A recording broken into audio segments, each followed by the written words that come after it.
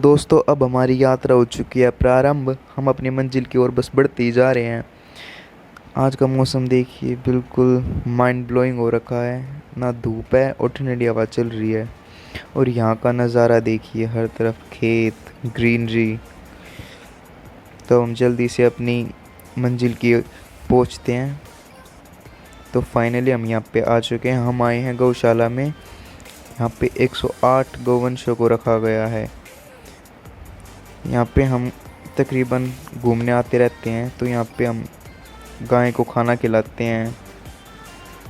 तो यहाँ का एक्सपीरियंस काफ़ी वाकई बहुत अच्छा रहता है।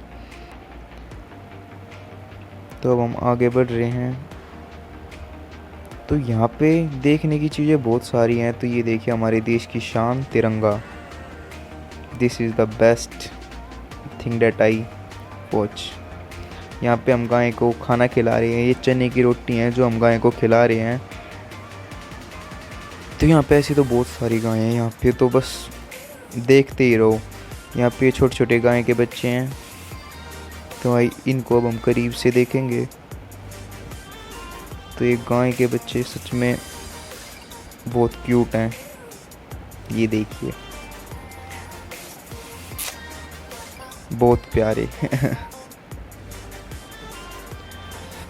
तो इसके बाद अब हम बड़े आगे। यहाँ पे कुछ पक्षी, खरगोश। तो देखते हैं आगे क्या क्या है। तो ये रही यहाँ पे डक्स, बतख। जनरली यहाँ पे पानी में पाई जाती है, लेकिन अब की बार ये बाहर निकाल रखी है, पता नहीं क्यों। तो देखिए ये कुछ अपने सीमा में, लेकिन ये तो बाहर ही उड़ रही है। उड़ने की कोशिश, नाकाम कोशिश, बट कोई नहीं। ये बड़ी, ये बड़ी, ये उड़ेगी आगे जाके।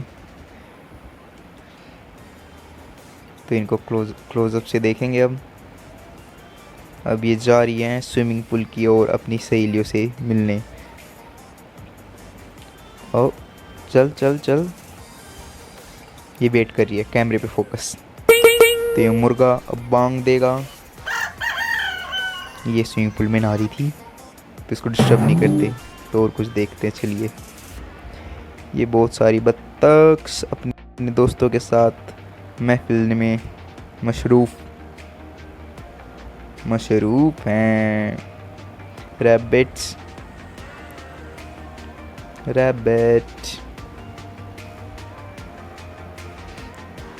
तो शांति से बैठे हुए खरगोश। तो उसके बाद हम वहाँ पे एक झूले पे झूले, छोटे छोटे बच्चे झूल रहे थे। तो उनको ही मैंने ही झुलाया, उनके पैर छोटे छोटे थे। तो इस झूले में पेट सर सब कुछ घूम गया। बस एक्सपीरियंस अच्छा था, लेकिन अच्छा भी नहीं था।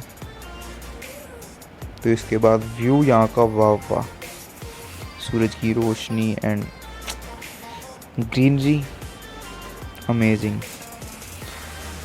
तो यहाँ अब हम यहाँ पे आए म्यूज़ियम में। इसमें यहाँ पे म्यूज़ियम बनाया हुआ है जहाँ पे हर चीज़ गाय के गोबर से बनाई हुई है। तो ये यहाँ पे केदारनाथ का मॉडल बनाया हुआ है, जो कि गोबर से बना हुआ है, ऑर्गेनिक चीज़, ना प्लास्टिक का इस्तेमाल ना कुछ। ये मेक इन इंडिया का लोगो, ये भी गोबर से बनाया हुआ है।